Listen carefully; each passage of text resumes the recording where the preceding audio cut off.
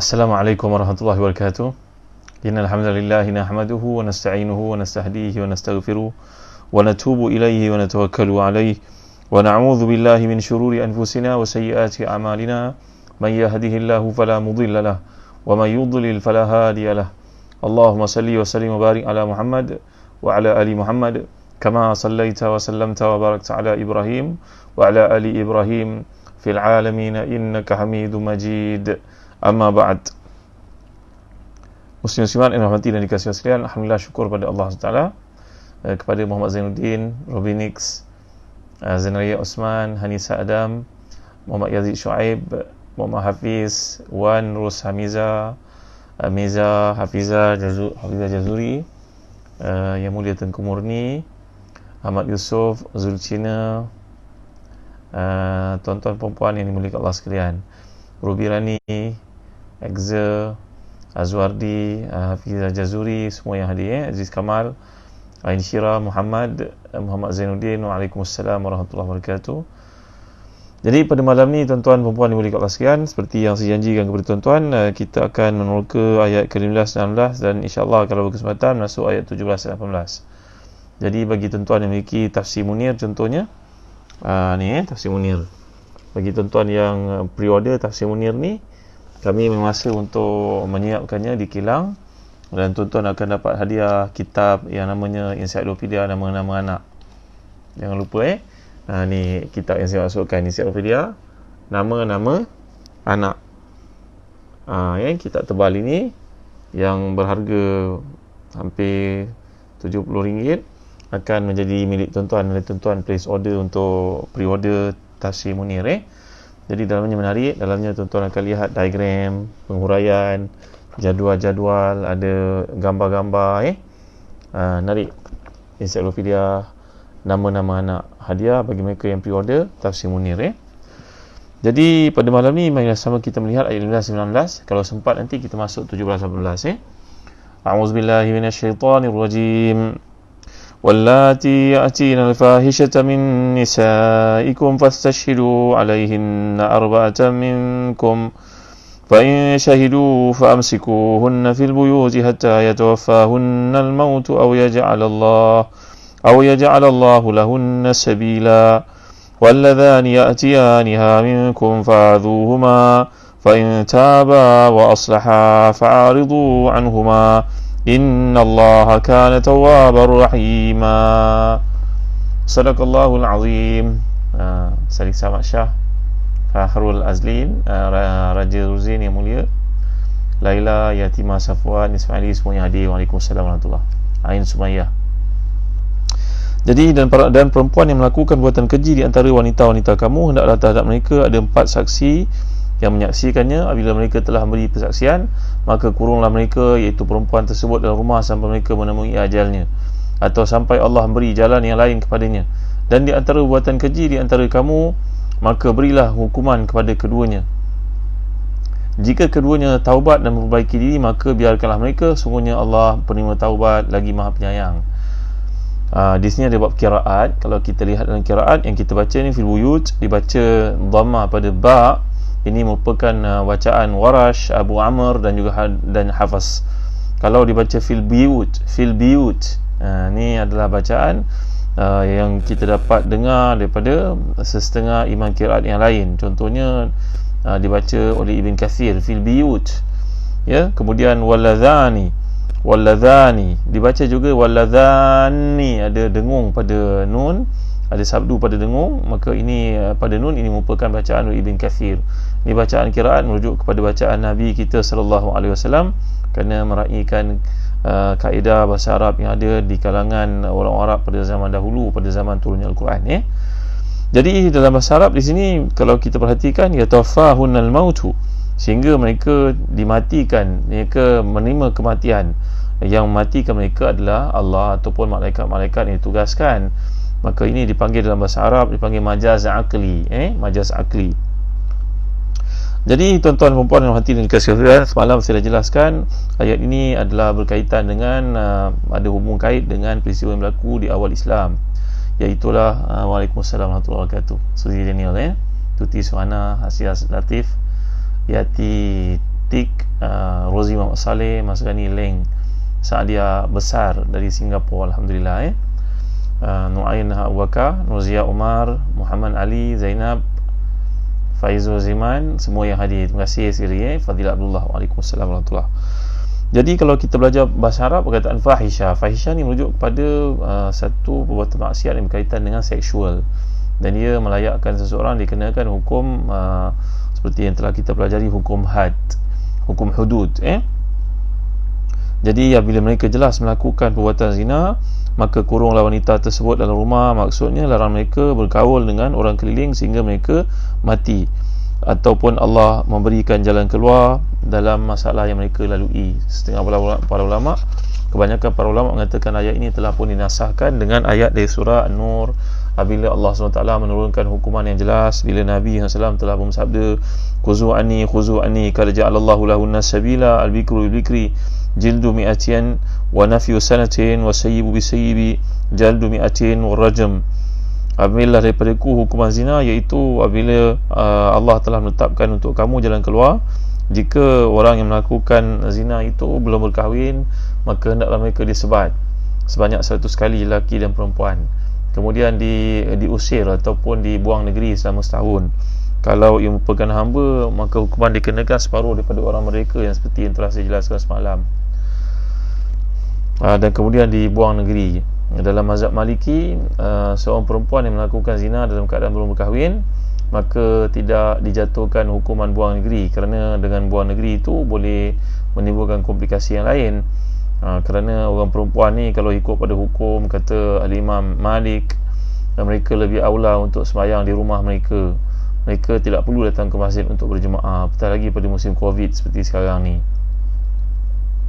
Lainlah kalau datang itu ada keperluan, sama ada untuk bersihkan masjid, terlibat dalam kegiatan-kegiatan wanita di masjid, hadir ke kuliah, menemani suami, maka ada kelonggaran-kelonggaran yang diberikan. Kadang orang tu dah pencin nak pergi ke masjid seorang, tak ada semangat sangat, ada isteri, alhamdulillah, maka itu di antara kebenaran yang dibenarkan dalam Islam untuk perempuan keluar.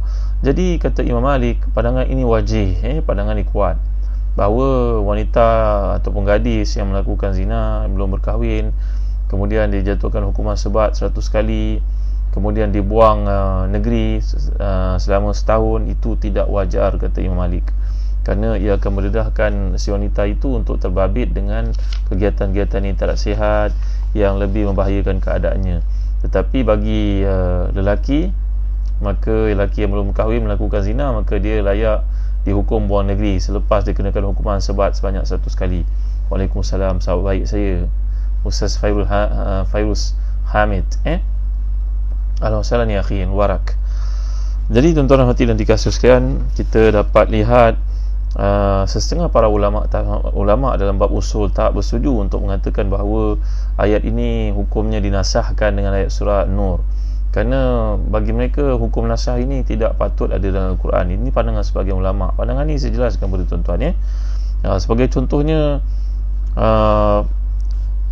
Imam Abu Muslim Al-Asfahani tak setuju mengatakan ayat ini nasahkan dengan ayat pada surah Nur, kerana kata beliau dalam hubung kain ayat yang kita bincangkan ni, ayat 14-15, ia sebenarnya berkaitan dengan perkara yang namanya musahaqah ataupun liwat.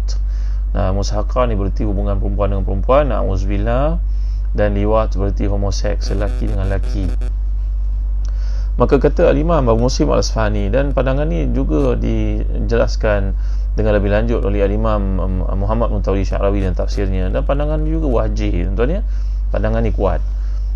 Bila mereka mengatakan bahawa ayat ini merupakan hukuman yang sangat tegas kepada orang perempuan yang melakukan perbuatan lesbian dan orang lelaki yang terlibat melakukan perbuatan homoseks, iaitulah si perempuan dikurung, dijatuhkan hukuman seperti itu, dikurung sampai dia mati. Lelaki pula dikenakan hukuman seperti yang dinyatakan oleh Allah SWT di sini, walladzani ya'tiyaniha minkum fa'adhuhuma, sakitilah mereka, pukul mereka, ejek mereka, cela mereka, kecam mereka. Ini merupakan perintah daripada Allah SWT terhadap lelaki yang terlibat dalam perkara yang namanya homoseks. Tentu ada beza kata Imam Muntawli Sya'rawi, kerana antara perempuan dan lelaki ada perbezaan. Dan Dr. Atik Nabulisi pula menjelaskan pandangan beliau dalam kitab tafsirnya bahawa alangkah baiknya kalau kita lihat, kita bandingkan orang yang berkahwin, katalah seseorang itu memiliki anak perempuan, anak dara, belajar kat universiti, pandai, tertib, akhlak orangnya, tiba-tiba anak dara tu beritahu pada mak dia, mak ada kawan datang rumah, mak pun faham, ini menandakan bahawa anaknya diminati orang. Mungkin datang ni orang lelaki mudahan baik lah, datang ni nak menunjukkan minatnya terhadap anak perempuan kita. Tentulah ibu ayahnya bersahati, tak sabar nak tengok siapalah bakal menantu tersebut. Tuan-tuan dimuliakan Allah sekalian. Demikian juga kalau anak lelaki kita tak berkahwin, kita rasa risau, umur kau dah 26, 28 nak. Kalau ikut umur Nabi SAW dah berkahwin, kita pun gesa dia cari mana perempuan yang kau nak nanti mak beri pinang. Maka perkahwinan adalah satu benda yang menggembirakan, menyeronokkan pihak ayah ibu, bakal mertua dan sebagainya. Berbeza daripada, tuan-tuan cuba bayangkan kalaulah dalam perkara yang sebaliknya berlaku, bila anak lelaki itu tak berkahwin, rupa-rupanya dia minat pada yang sejenis dengannya. Macam mana ni cerita, tuan-tuan Atau yang perempuan tu tak berkahwin, tengok dalam telefon dia penuh dengan video-video benda yang bukan-bukan, perempuan dengan perempuan. Allah, kejinya, buruknya. Budak kecil pun tahu, bahkan binatang pun tak melakukan perkara tersebut. Tuan-tuan lihat al-khairu ma tma'annat ilaihi nafsu wa tma'anna ilaihi qalbu wa syarru ma haka fi sadri wa taraddada fil qalbi wa in aftaka an-nas wa aftauk. Dalam hadis sahih ini yang dikumpulkan oleh Aimatul Muhaddithin, contohnya Imam Ibn Rajab dalam kitabnya Jami' al-Ulum wal Hikam, bahawa kebaikan itulah benda yang kau lakukannya kau tenang, gembira, seronok bila kau berjaya melakukannya. Manakala perkara-perkara mungkar, perkara-perkara maksiat, engkau bimbang kalau orang mengetahui perbuatan itu dilakukan olehmu, dan engkau benci kalau ia disebarkan, engkau tak suka kalau orang menceritakan hal itu. Maka inilah dia, tuan-tuan dimuliakan Allah sekalian, berkaitan dengan perbuatan yang namanya homoseks, lesbian, merupakan perbuatan keji yang buruk, yang tidak disebut dengan jelas hukumnya dalam Al-Quran, kerana ia benda yang memang tidak masuk akal berlaku oleh manusia, di sisi manusia. Alangkah binatang pun tidak melakukan perkara tersebut. Dan itu sebabnya kalau kita baca dalam hukum-hukum para ulama berkaitan dengan liwat ataupun musahaqah, iaitu homoseks ataupun lesbian ini kan, tuan-tuan, kita akan lihat antara pandangan yang sangat kuat dan tegas adalah mazhab Abu Hanifah. Tuan-tuan boleh miliki kitab namanya Dosa-Dosa Besar. Alhamdulillah di Telaga Biru kami ada terbitkan buku Dosa-Dosa Besar. Dosa-dosa besar dikumpulkan oleh Imam Az-Zahabi ini menunjukkan kepada kita tentang perbuatan liwat dan juga lesbian ini, musahaqah ini, musahaqah atau musahiqah, kalau melakukannya dipanggil musahiqah, perbuatan itu musahaqah, mufa'alah wazannya. Maka hukuman yang dahsyat yang dikenakan iaitu ditolak daripada bangunan tinggi, kemudian dihempak batu ke atasnya, sesuai dengan kisah yang pernah kita baca berkenaan dengan kaum Nabi Lut, yang Allah SWT hempapkan mereka dengan batu-batu selepas mereka dinaikkan, diterbalikkan permukaan itu, dinaikkan ke langit, seperti yang pernah saya cerita kepada tuan-tuan apa berlaku pada kota Sadum. Menerusi bicara kita, tafsir kita pada surah Al-Isra yang lalu, tuan-tuan tentu ingat Jadi mazhab Abu Hanifah meletakkan perempuan dan lelaki yang melakukan buatan cinta sejenis ini terbukti ada saksi-saksinya, sebagaimana saksi zina juga 4 orang, maka mereka hendaklah ditolak dari bangunan tinggi, kemudian dihempap dengan batu, dia mati begitu saja. La ilaha illallah Muhammadur Rasulullah, masya-Allah, tabaraka wa taala. Jadi bila hukuman ini hukuman yang paling layak untuk mereka, sebab kita lihat Allah menjatuhkan hukuman demikian kepada kaum Nabi Lut alaihi salam yang telah pun melakukan buatan jelek yang keji dan fahisha yang mungkar itu. Jadi bila kita lihat perkara ini seperti disebut oleh para imam tafsir, contohnya Imam Al-Baghawi dan tafsirnya, bahawa ia pernah berlaku pada zaman sahabat-sahabat Nabi radhiyallahu alaihim ajma'in, maka itu yang dilakukan dalam perhubungan melibatkan buatan yang haram laki-laki, perempuan-perempuan. Subhanallah, masya-Allah, tabaraka wa taala. Saya pernah cerita, tuan-tuan, bahawa di Amerika lebih daripada 40 tahun lalu mereka tidak mengiktiraf buatan ini. Tak ada mana-mana gereja pun yang nak menobatkan ataupun menabalkan perkahwinan laki dengan laki, perempuan dengan perempuan. Tiba-tiba menjelang tahun 1990-an, Maka seorang lawyer yang telah pun fight kes itu daripada tahun 70-an, tahun 78 tepatnya, menjelang tahun 98 barulah ada gereja yang sanggup untuk menerima perkahwinan lelaki dan lelaki. Dan pada masa itu dia telah mengambil anak angkat beberapa orang, dia dengan isterinya padahal seorang lelaki. La haula wala quwwata illa billahil aliyyil azim. Masya-Allah tabaraka wa taala. Boleh masuk akal ke tuan-tuan kalau anak tu pergi sekolah, nanti orang tanya nama bapa siapa? Nama bapa Fulan bin Fulan, nama ibu Fulan bin Fulan juga. Dua-dua lelaki. Kan confused tuan-tuan. Kalau tandas semua orang boleh masuk ikut suka. Kenapa? Kerana tuan-tuan mulia kat Allah sekalian, inilah dia malapetaka yang berlaku dalam kehidupan bila manusia mengatakan bahawa I'm born to wrong body, aku ni dilahirkan dalam tubuh yang salah, aku berhajat nak jadi perempuan, kenapa pula dilahirkan lelaki? Apakah mereka mengatakan Allah SWT, Tuhan yang maha pencipta, yang maha hikmah, yang maha bijaksana itu jahil dalam apa keputusan yang dibuat? Jadi bagaimana kita nak mengatasi, mengobati masalah ni kalau berlaku di kalangan kita? Pertama sekali tuan-tuan, kena bertaubat kepada Allah dengan bersungguh-sungguh. Nak beritahu kepada mereka yang terlibat perbuatan haram, saudara yang perbuatan haram, kena ajar, didik, bimbing, pimpin. Itu sebab ayat yang immediate datang selepas ayat yang sedang kita bincangkan ni, 16, 17, 18 merupakan ayat tentang taubat, menunjukkan bahawa hukum taubat jangan taswif, jangan ditangguh-tangguh, kerana ia dosa besar bila melibatkan perhubungan zina ataupun liwat dan juga musahakah. Ia mewajibkan seseorang itu untuk segera bertaubat tanpa bertangguh-tangguh. Jadi saya ada jawab persoalan yang timbul semalam di kalangan hukum-hukum jenayah yang ada Islam, hukum liwat dan juga musahakah ni seolah-olahnya diserahkan kepada Nabi kita SAW dan para sahabat untuk bertindak, untuk menetapkan hukuman, dan ikutlah apa yang pernah berlaku kepada kaum Lut alaihissalam. Bila mereka melakukan perbuatan itu, maka mereka dihempap dengan batu langit serta dijulang ke langit beberapa kilometer tingginya, dan kemudian diterbalikkan permukaan itu dan diplaster di atasnya, dan itu jadi the lowest point on the earth. Inilah tempat yang paling bawah di permukaan bumi, on the globe.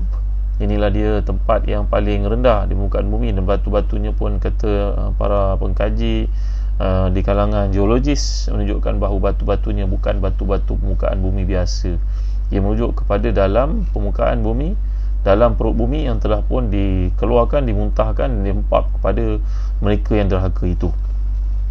Maka demikianlah hukuman yang patut dikenakan kepada mereka melakukan homoseks dan juga lesbian. Malangnya tuan-tuan mulia Allah sekalian, sekarang bukan sahaja negara barat yang tidak bertuhan itu menerima perkahwinan jenis ini yang lebih dahsyat daripada binatang ini, dan negara umat Islam pun mula berganjak dari posisi paksi yang sebenar, dan di kalangan pemimpin Islam pun ada yang terlibat, ada yang seronok melakukan perkara sedemikian. La haula wala quwwata illa billahil aliyyil azim. Masya-Allah tabaraka wa taala. Kita mohon kepada Allah perlindungan, dan pantaulah anak-anak lelaki kita, anak perempuan kita yang berada di asrama, kerana kadang-kadang ia merupakan tempat yang subur untuk berlaku perbuatan kaum Nabi Lut ini tuan-tuan Dan kita pun pernah belajar dahulu bila berlakunya perbuatan ini, Nabi SAW menjelaskan, sesiapa yang melakukan man ra'aitumuhu ya'malu amala qaumi Lut faqtulul fa'ila wal maf'ul. Sesiapa yang kamu lihat melakukan perbuatan kaum Nabi Lut, pelaku dan yang dilakukan kepadanya, kedua-duanya hendaklah dibunuh.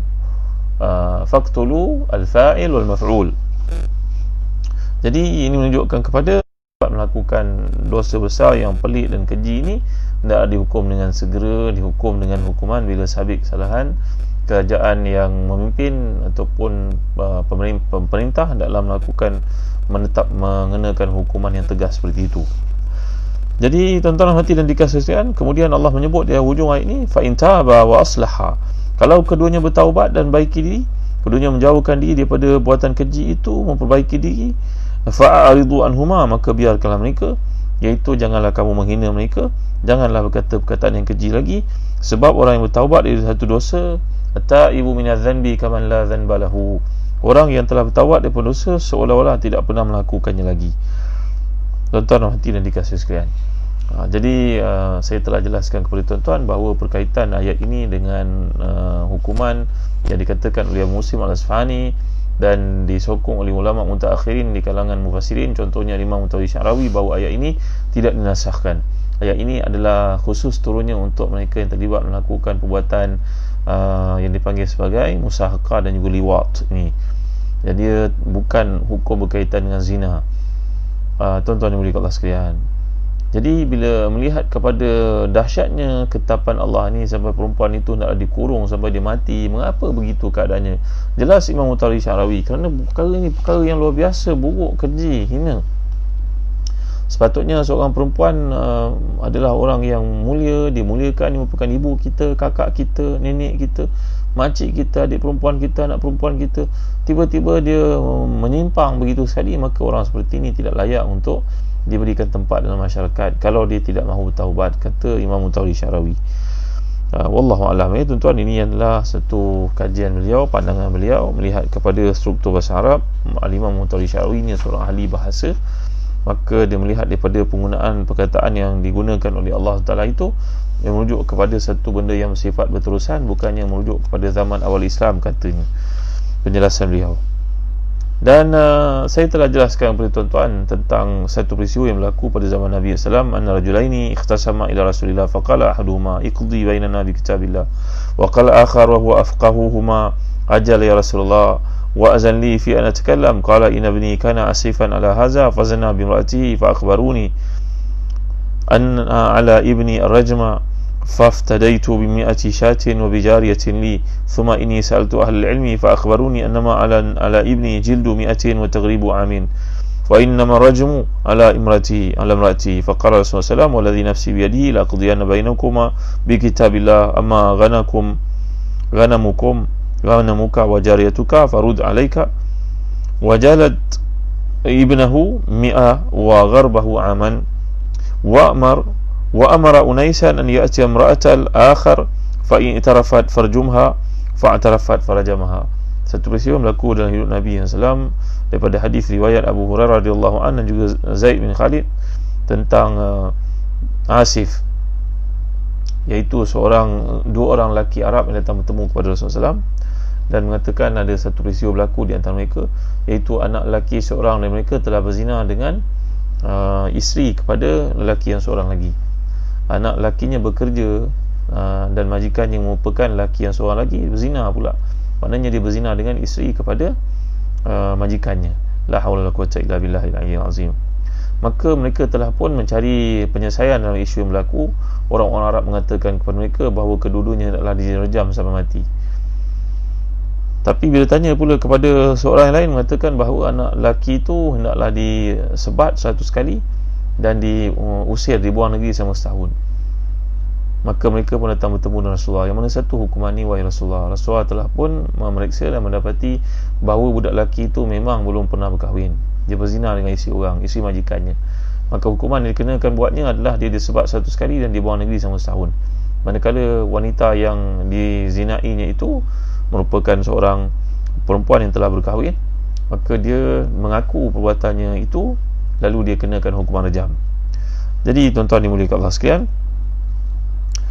pernah Sayyidina Umar Khattab radhiyallahu anhu menjatuhkan hukuman kepada seorang yang ada pada zaman itu, namanya Rabi'ah bin Umayyah bin Khalaf.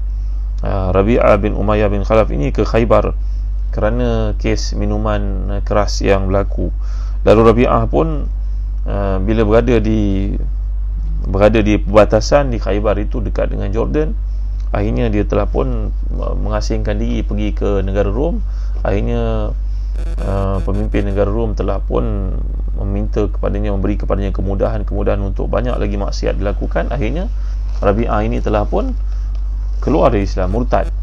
Maka mulai hari itu Sayyidina Umar Khattab radhiyallahu anhu tidak lagi mengenakan hukuman taghrib, tidak lagi mengenakan hukuman buang negara atau buang negeri kepada mereka yang melakukan kesalahan, kata para ulama berkaitan dengan kes taghrib ini.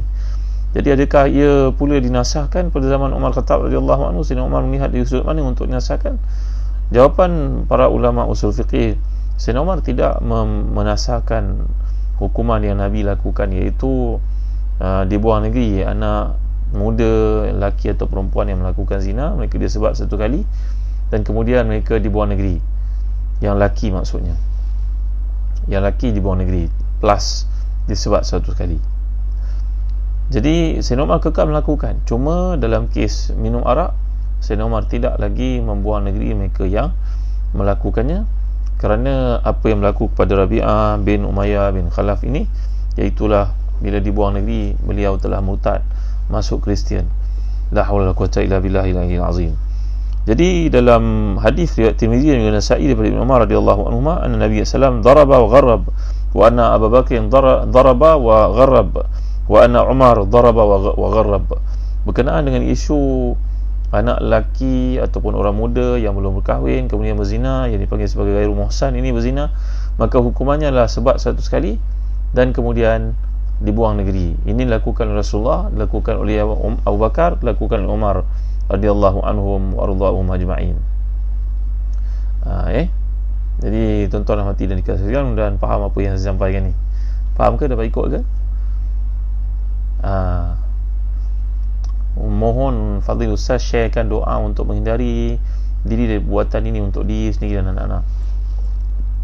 Antara doa yang telah kita pelajari di hujung surah Isra yang lalu, Allahumma tahhir qalbi wa hassin farji, kan doa yang Allahumma ghfir dhanbi wa tahhir qalbi wa hassin farji.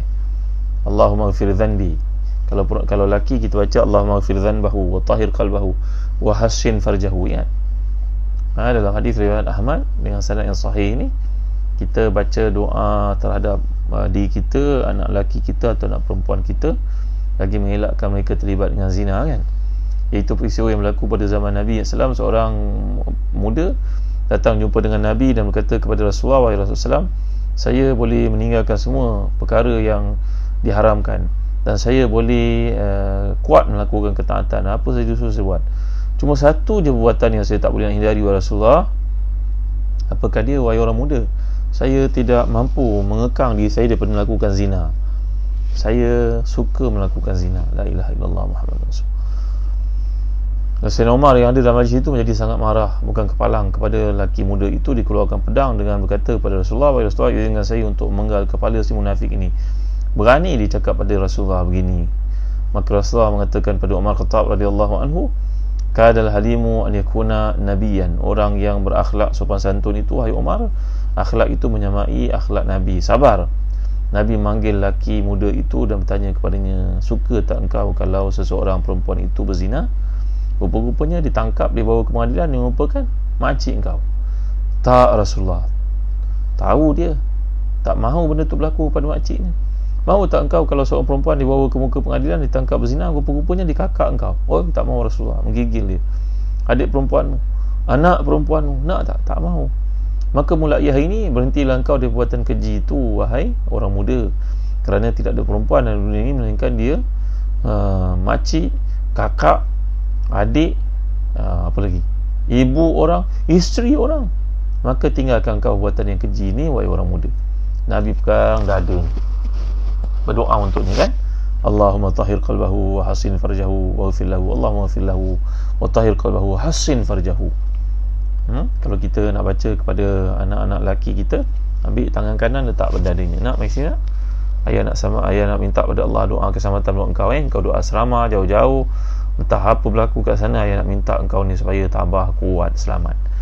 Allahumma ghfir dhanbahu, ya Allah bersihkan, ampunkan dosanya, wa tahhir qalbahu, bersihkan hatinya, wa hassin farjahu, dan peliharalah kemaluannya. Ya, kalau perempuan kita baca Allahumma ghfir dhanbaha wa tahhir qalbaha wa hassin farjaha. Ni doa yang pernah kita belajar tu, kan. Saya ingat Ustaz Syafiq Murad pernah kumpulkan doa ni dalam koleksi doa-doa pilihan. Nasihat wa nasrul masukkan, alhamdulillah. Allahumma fi dhanbahu wa tahhir qalbahu wa hassin farjahu. Ini untuk lelaki. Kalau perempuan kita tukar Allahumma ghfir dhanbaha wa tahhir qalbaha wa hassin farjaha. Kalau kita sendiri yang cenderung pada buatan sedemikian, di samping menjaga mata, ingat baik, menjaga mata ni wajib. Kerana dalam hadis mengatakan an-nazratu sahmun min sihami iblis, man tarakaha ma khafatallah warathahu Allah imanan yajid fi qalbihi halawatah. Jagalah pandangan, kerana orang yang jaga pandangan ni, Allah akan beri kemanisian iman dalam dirinya dan melihara dia daripada terlibat dalam perkara-perkara maksiat. Ada bagai-bagai adab lagi diajar kalau kita melihat seorang perempuan mungkin di luar dan timbullah syahwat dalam diri, maka hendaklah seseorang itu mendatangi isterinya, kerana dalam hadis mengatakan demikian, apa yang dilihat daripada perempuan itu ada pada isterinya. Jaga mata dan banyakkan berdoa. Antara doanya ni Ustaz Syafiq Murad dah masukkan. Terima kasih Ustaz Syafiq Murad. Allahumma fir dhanbi wa tahhir qalbi wa hassin farji. Ya Allah, ampun dosaku, sucikan hatiku, jagalah kemaluanku. Baik, kembali kita kepada apa yang dibincangkan di sini, iaitu berkaitan dengan taghrib. Taghrib maknanya dibuang negeri. Baik, seterusnya kita lihat pada ayat ke-17-18. A'udzubillahi minasyaitonir rajim.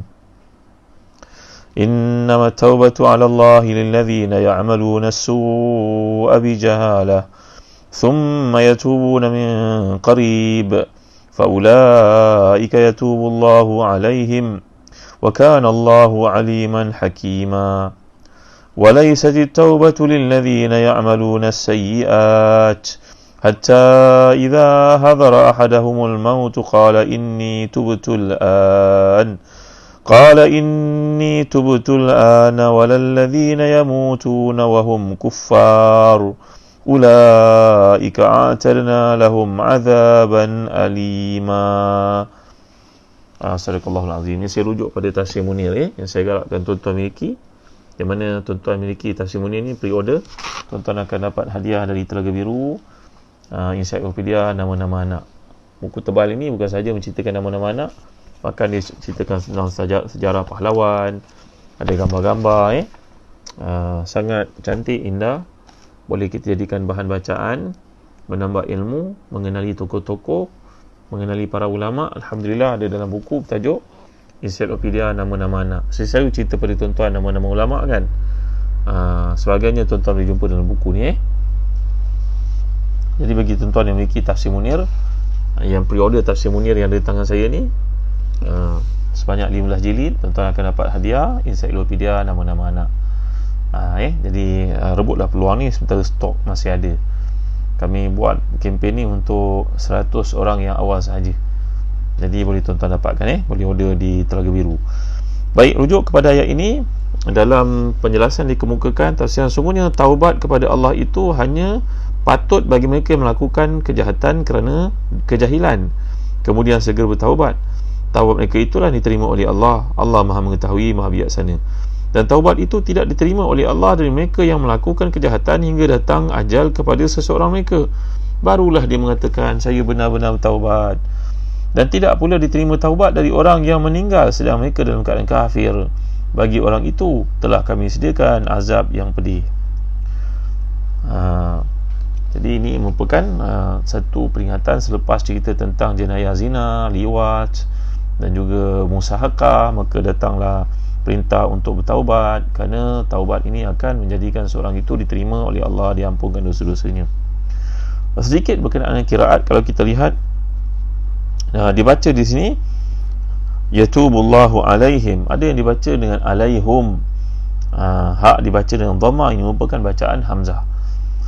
Kemudian tubtul ana, kalau kita lihat dalam bacaan Warash dibaca tubtul lana, ini qiraat tuan-tuan boleh lihat dalam Al-Quran, qiraat Warash contohnya, Warash. Jadi Warash ini bacaannya agak lain daripada bacaan kita hafaz daripada Asim yang popular di negara kita, tuan-tuan. Jadi dahulu ketika kerajaan Islam Osmania, mereka telah pun menggazetkan dalam undang-undang negara pegang kepada mazhab Hanafi, dan dia suruh qiraat hafaz Asim. Maka itulah yang menjadi pegangan kebanyakan umat Islam di dunia. Jadi tuan-tuan dan hadirin dan dikasihi, sungguhnya makna dia innamat taubatu 'ala Allah. Sungguhnya taubat yang Allah terima adalah taubat yang dilakukan oleh seseorang yang buat kejahatan dalam keadaan mereka jahil. Apa maksud jahil kat sini, tuan-tuan? Jahil, seorang itu melakukan perbuatan yang haram, ada 7 dosa besar. Contohnya berzina, contohnya mencuri, contohnya buat berita palsu, persaksian palsu, contohnya seorang itu makan harta anak yatim, contohnya menuduh perempuan melakukan perbuatan keji, kemudian lari pada medan pertempuran. Ini antara dosa-dosa besar.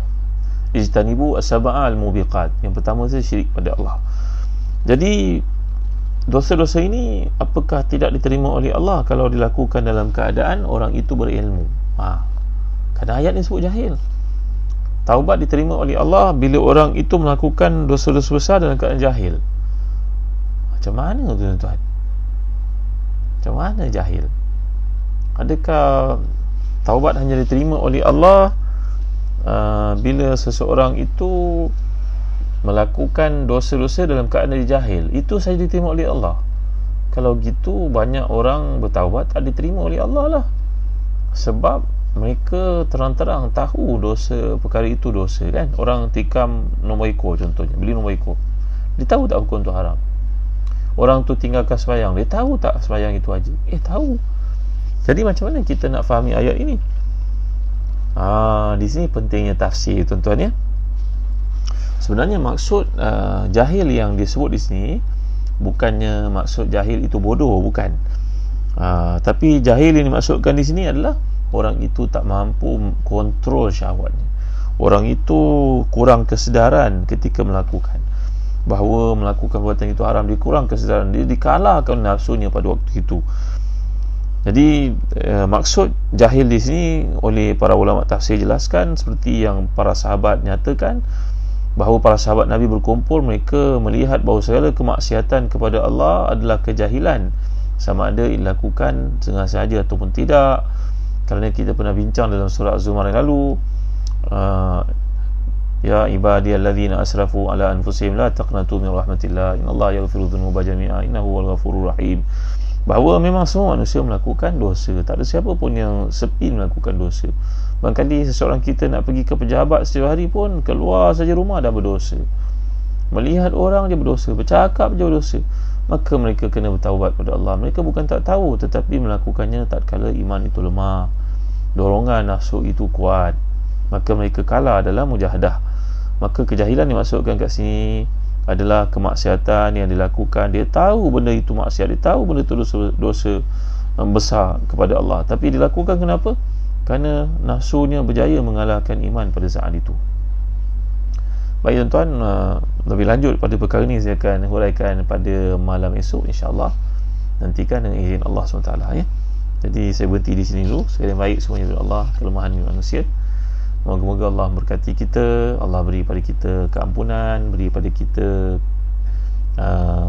kesempatan untuk bertaubat selalu malam esok saya nak cerita satu cerita sangat menarik berkaitan dengan seorang yang pernah hidup sebelum Nabi kita Muhammad sallallahu alaihi wasallam melakukan ibadah 60 tahun. Tiba-tiba dia berzina. La ilaha illallah Muhammad Rasulullah. Hadis ini riwayat Ibn Hibban. Saya nak cerita pada tuan-tuan nanti, bukan sekarang. Ya. Jadi terima kasih kepada Farid Misbah, barakallahu fiik, Allah barik fiik, wa fiika barakallah.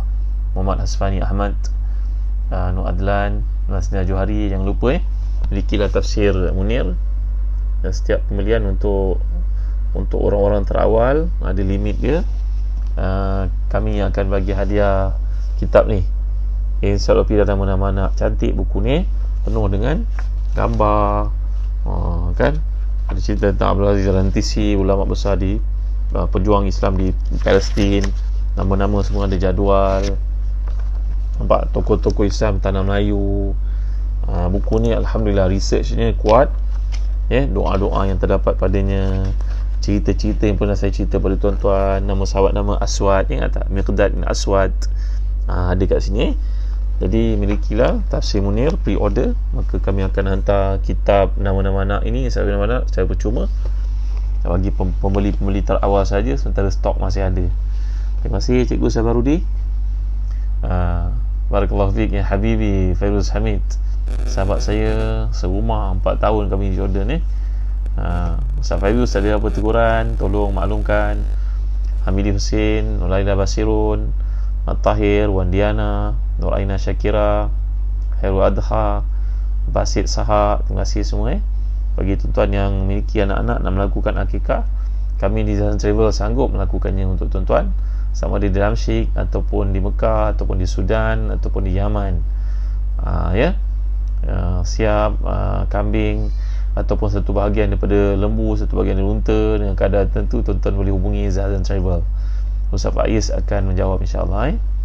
Baik, terima kasih kepada Tuan Trevor kerana penajaan kuliah pada malam ini biasa. InsyaAllah tunggu saya malam esok untuk saya ceritakan tentang kisah seorang yang bagaimana melakukan ibadah 60 tahun tiba-tiba terjebak melakukan zina. Pintu rahmat Allah terbuka untuknya. Mengapa? InsyaAllah malam esok saya akan huraikan. Setakat ini saja dulu. Wallahu a'lam wa sallallahu ala sayyidina Muhammad wa ala alihi wa sahbihi wa sallam. Alhamdulillah rabbil alamin.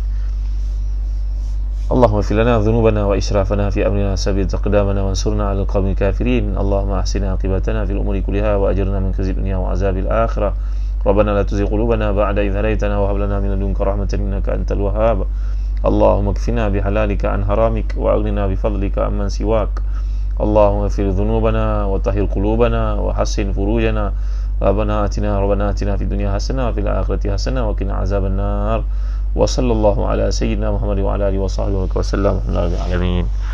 Terima kasih Puan Huda, isteri pada sahabat sekelas saya, ya, Surveyor Anwar Adom.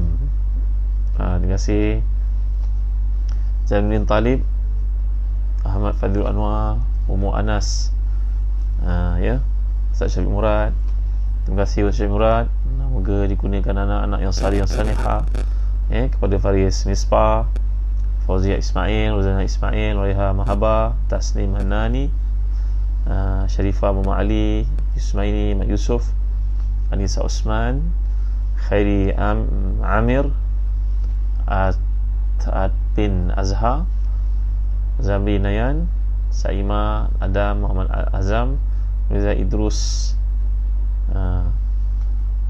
Tengku Aim, Yang Mulia Kami Saya HMS, Cikgu Rohaya Talib. Terima kasih Cikgu Rohaya, ya.